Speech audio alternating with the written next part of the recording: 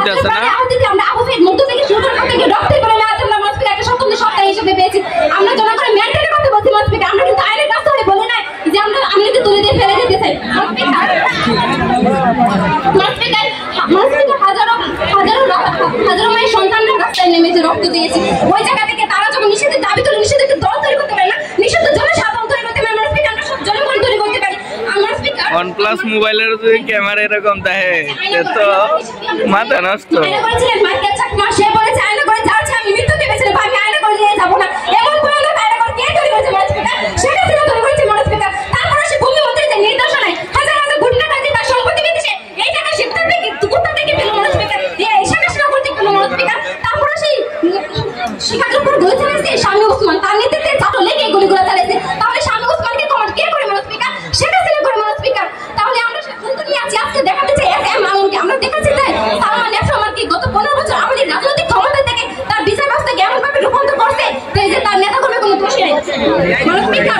মানসপিকা আমার বিপক্ষ দল বারবার যে কাজটি করছে তারা শহীদ হওয়া হাজারো ভাই বোনদের ন্যায় বিচার প্রতিষ্ঠা করতে চায়, কিন্তু এই হাজারো ভাই বোনদের যারা মেরেছে আমাদের দল তাদেরকে তো নিষিদ্ধ করতে চায় না। এতে কি ন্যায় বিচার প্রতিষ্ঠা হবে মানসপিকা?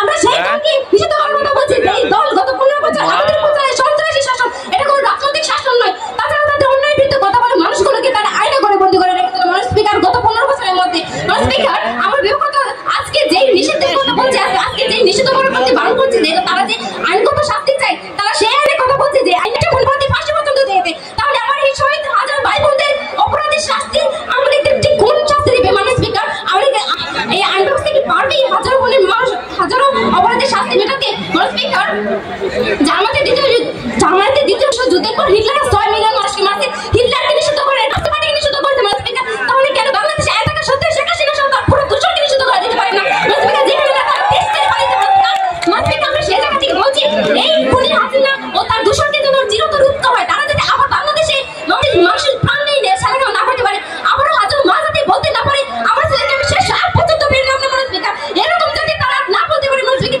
শেখ হাসিনাকে চিরতরে যেন উৎখাত করা হয়, তারা যেন হত্যাকাণ্ড না চালাতে পারবে। এই জোর দাবিতে আমি আমার বক্তব্য শেষ করছি। ধন্যবাদ মানসপিকার, ধন্যবাদ সবাইকে।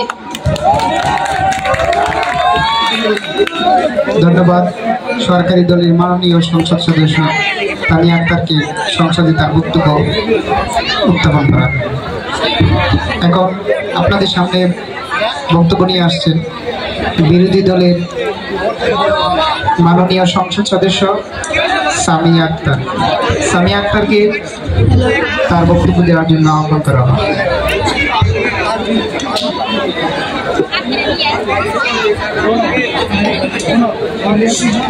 ধন্যবাদ মাননীয় স্পিকার ও বিজ্ঞ বিচারক মহোদয় আমাকে মহান সংসদে কিছু বলার সুযোগ করে দেওয়ার জন্য। আজকে আমাদের বিতর্কের বিষয় হচ্ছে জুলাই হত্যাকাণ্ডে জড়িত দলগুলো রাজনীতি নিষিদ্ধ করে ন্যায় বিচার প্রতিষ্ঠিত হবে। মাননীয় স্পিকার সরকার দলের তিনটা সুন্দর করে বলে গেলেন যে রাজনৈতিকভাবে যদি আমরা নিষিদ্ধ করি তবে নাকি ন্যায় বিচার প্রতিষ্ঠিত হবে। মাননীয় স্পিকার লক্ষ্য করে তাদের জ্ঞান কতটা স্বল্প। ন্যায় বিচার শব্দটা অর্থাৎ আগে আপনি বিচার করবেন, শাস্তি দেবেন, তারপরে আপনি নিষিদ্ধ করেন। সেটা জনগণের হাতে ছেড়ে দেন, জনগণ আপনাকে নিষিদ্ধ করে দেবে, আপনাদের বিচার করতে হবে না, আপনাদের দায়ও নিতে হবে না, আপনারা দায় নেবার কি? মাননীয় স্পিকার আজকে আমরা দেখেছি তারা ইন্টারন্যাশনাল কোর্টের কথা বলেছে। The international criminal court ICC Act of the Rome Statute of 1988 Article 6 এবং 7 বলছে does not directly address or authority the planning of political parties. This statute emphasizes individual accountability for crimes against humanity rather than the regulation and prohibition of political organization. অর্থাৎ গণহত্যা, মানবতা, যুদ্ধ অপরাধের মতো এগুলোতে আপনি ব্যক্তিকে শাস্তি দিতে পারলেও কোনো রাজনৈতিক দলকে নিষিদ্ধ করতে পারবেন না।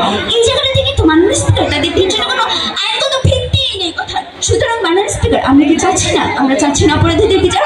অবশ্যই চাচ্ছি।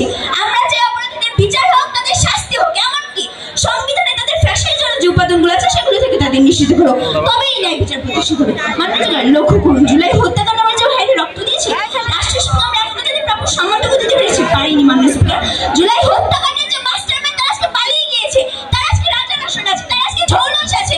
কই আপনারা তো ভারতের সাথে কথা বলেন না? কেন আপনারা বন্দি বিনিময় চুক্তি করতে পারলেন না? কেন আপনারা বাস্তবায়ন করতে পারলেন না?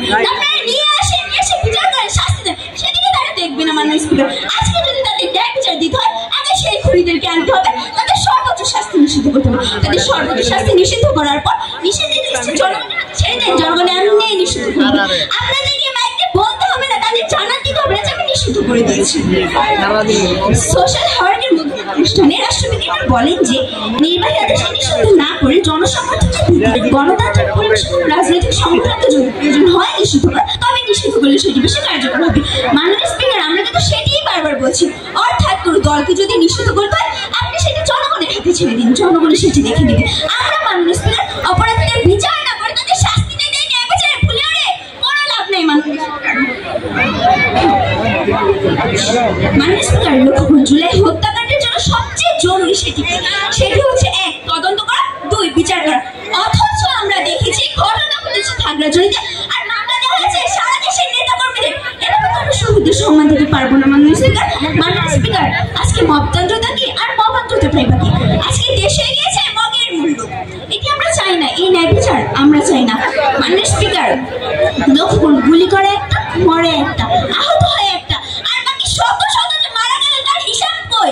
মাননীয় স্পিকার, এই কথাগুলো মনে হলে আজও বুকের ভেতরটা কেমন করে ওঠে। আমরা কি বিচার চাইবো না? আমরা কি পেরেছি আমাদের শহীদ ভাইদের সম্মান দিতে পারিনি? মাননীয় স্পিকার, মাননীয় স্পিকার, এই ফ্যাসিস্ট সরকার প্রতি তো পুলিশ বাহিনীগুলো কিন্তু আমার ভাইদের, আমার বোনদের লাশ স্তূপ করে আগুনে পুড়িয়েছে। বিচারকে আমরা চাইবো না? কেন চাইবো না? অবশ্যই চাইবো। মাননীয় স্পিকার,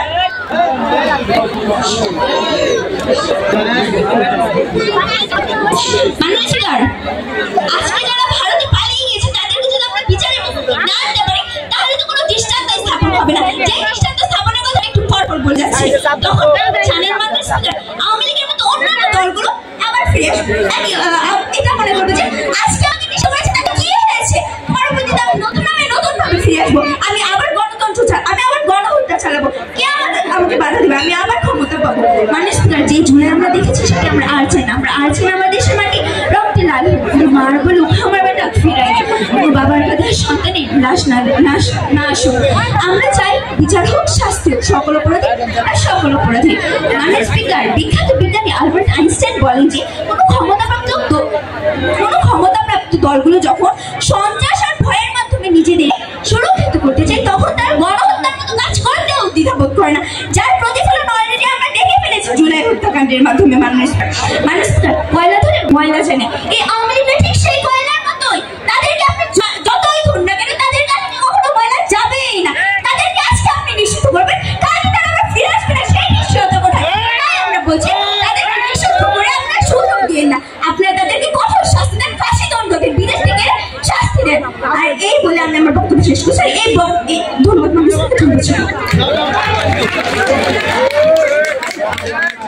ধন্যবাদ। বিরোধী দলের মাননীয় সংসদ সদস্য সামিয়া আক্তার সংসদে তার সুন্দর বক্তব্য দেওয়া নেই।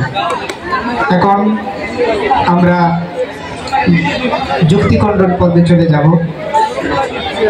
তো আধুনিক বিতর্ক প্রতিযোগিতায় যুক্তিখণ্ডন পর্বে যে কেউ যুক্তিখণ্ডন দিতে পারে। তো আমাদের যে আসছে সেই অনুসারে আমি নামগুলো ঘোষণা করতেছি। এখন আমাদের সামনে বক্তা আসছেন যুক্তিখণ্ডন পর্বে, আপনাদের সামনে বক্তব্য নিয়ে আসছেন বিরোধী দলের নেত্রী জান্নাতুল ইসলামকে এই মক পার্লামেন্টে তার বক্তব্য দেওয়ার জন্য আহ্বান করা হয়।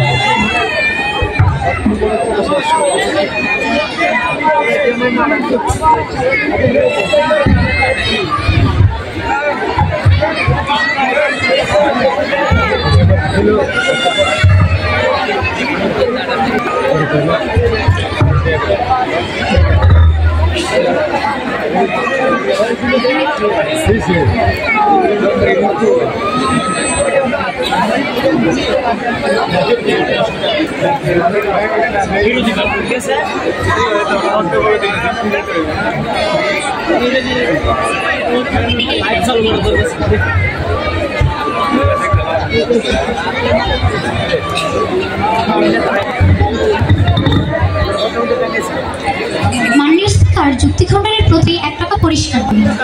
আজকে আমাদের কথা বলার কথা ছিল যে ন্যায় বিচার কিভাবে প্রতিষ্ঠা হবে। আজকে সরকার তার পুরো সংসদ জুড়ে বলে দেন আওয়ামী লীগ এই করেছে, আওয়ামী লীগ সেই করেছে, আওয়ামী লীগ অমুক অন্যায় করেছে, আওয়ামী লীগ তমুককে হত্যা করেছে। আরে এগুলো আমরা সব জানি ভাই, পুরো আন্দোলন আমাদের সামনে চোখের সামনে ঘটেছে, আমরা সব জানি, আমরা সব দেখেছি।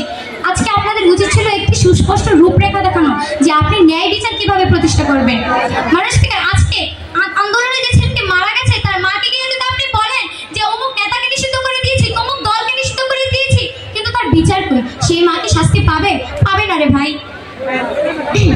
আমরা আপনাদেরকে বারবার বুঝিয়েছি যে আন্তর্জাতিক আদালতে আপনাদের এই মামলাগুলো টিকবে না, আপনাদের মামলাতে সমস্যা আছে, আপনারা যা লিখেছেন তাতে আপনি এই দলকে নিষিদ্ধ করতে পারবেন না।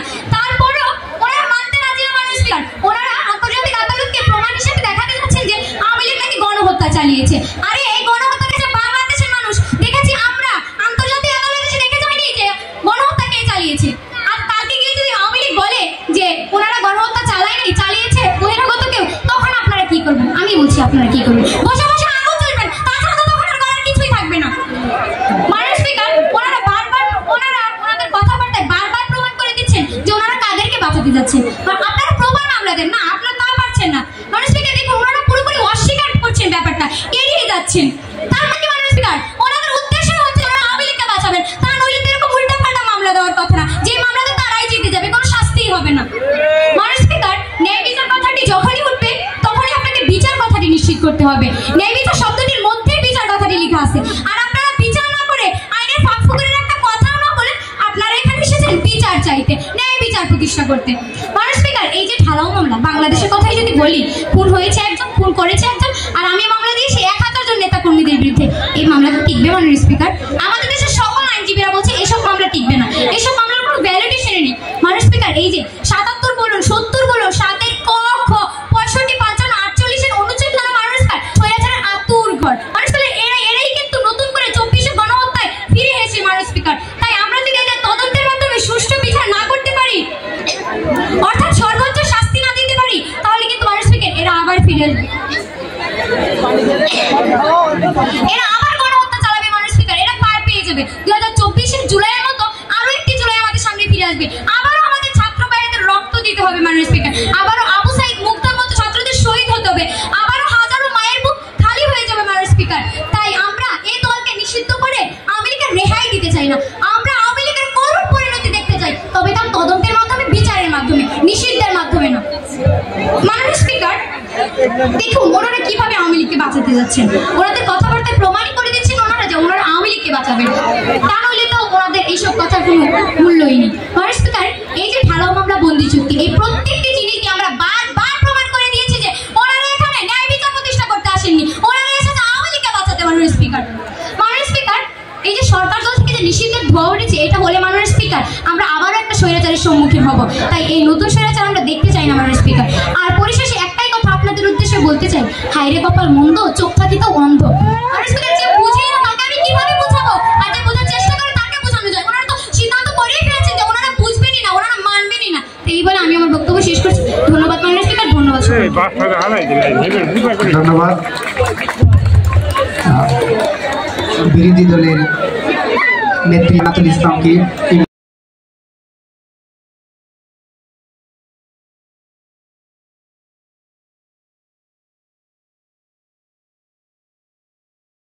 এবং শুভেচ্ছা জানাচ্ছি। ইতিমধ্যেই আমাদের মাঝে এসে উপস্থিত হয়েছেন শ্রীপুর পৌর বিএনপির কোষাধ্যক্ষ, দেওয়ান আলী মেমোরিয়াল একাডেমির প্রতিষ্ঠাতা পরিচালক, শ্রীপুর উপজেলা কিন্ডারগার্টেন অ্যাসোসিয়েশনের নবনির্বাচিত সাধারণ সম্পাদক, আমার অত্যন্ত শ্রদ্ধাভাজন SM ফরহাদ মিয়া আমাদের মাঝে এসে উপস্থিত হয়েছেন। আমাদের মাঝে এসে উপস্থিত হয়েছেন শ্রীপুর উপজেলা কিন্ডারগার্টেন অ্যাসোসিয়েশনের সাবেক সাধারণ সম্পাদক, সুলতানুদ্দিন মেমোরিয়াল একাডেমির প্রতিষ্ঠাতা পরিচালক, রিনা মডেল একাডেমির প্রতিষ্ঠাতা পরিচালক আমার বন্ধুবর সালাউদ্দিন আহমেদ মিলন। আমাদের এসে উপস্থিত হয়েছেন শ্রীপুর উপজেলা কিন্ডারগার্টেন অ্যাসোসিয়েশনের নবনির্বাচিত কোষাধ্যক্ষ, আব্দুল সুবহান একাডেমির প্রতিষ্ঠাতা পরিচালক, কেওয়াত বিরুদ্দিন মাদ্রাসার ইংরেজি বিভাগের শিক্ষক আমার অত্যন্ত শ্রদ্ধাভাজন আজহারুল ইসলাম রাশিদ ভাই। আমাদের মাঝে এসে উপস্থিত হয়েছেন আলামিন একাডেমির প্রতিষ্ঠাতা পরিচালক আলামিন শামসুদ্দিন। আমাদের মাঝে এসে উপস্থিত হয়েছেন আক্কাস আলী মেমোরিয়াল একাডেমির প্রতিষ্ঠাতা পরিচালক উমর ফারুক। আমাদের মাঝে এসে উপস্থিত হয়েছেন বিভিন্ন শিক্ষা প্রতিষ্ঠানের প্রধানগণ। আমাদের মাঝে এসে উপস্থিত হয়েছেন পৌর যুবদলের যুগ্ম আহ্বায়ক আলমগীর হোসেন। আমাদের মাঝে এসে উপস্থিত হয়েছেন শ্রীপুর পৌর যুবদলের যুগ্ম সম্পাদক, বিভিন্ন যুগ্ম সম্পাদকরা এখানে এসে উপস্থিত হয়েছেন। আপনাদের সবাইকে আমরা আমাদের এই অনুষ্ঠানের পক্ষ থেকে আন্তরিক অভিনন্দন, শুভেচ্ছা এবং মোবারকবাদ জানাচ্ছি। আপনারা যারা এসেছেন আপনাদেরকে আমরা আমাদের এই বিদ্যালয়ের পক্ষ থেকে কৃতজ্ঞতা জানাচ্ছি। আমাদের মাঝে এসে উপস্থিত হয়েছেন প্রিন্ট মিডিয়ার সাংবাদিক ভাইরা, এসেছেন মুভি বাংলার সাংবাদিক শ্রীপুর প্রতিনিধি হৃদয় আমাদের মাঝে এসে উপস্থিত হয়েছেন, এশিয়ান টেলিভিশনের গাজীপুর প্রতিনিধি আমার বন্ধুবর মাহমুদুল হাসান সহ যারা এখানে উপস্থিত হয়েছেন, বিভিন্ন চ্যানেলের যারা সাংবাদিক ভাইয়েরা এসেছেন, আপনাদেরকে আমাদের এই অনুষ্ঠানের পক্ষ থেকে আন্তরিক অভিনন্দন, শুভেচ্ছা এবং কৃতজ্ঞতা জানাচ্ছি। আমরা অল্প কিছুক্ষণের মধ্যে আমরা আমাদের বিতর্ক প্রতিযোগিতার যে ফলাফল সেটি আমরা পেয়ে যাব। আমি আমাদের যিনি স্পিকারের দায়িত্ব পালন করেছিলেন, আমরা আশা করব অল্প কিছুক্ষণের মধ্যেই তিনি আমাদের কাছে সেই ফলাফলটি দিবেন।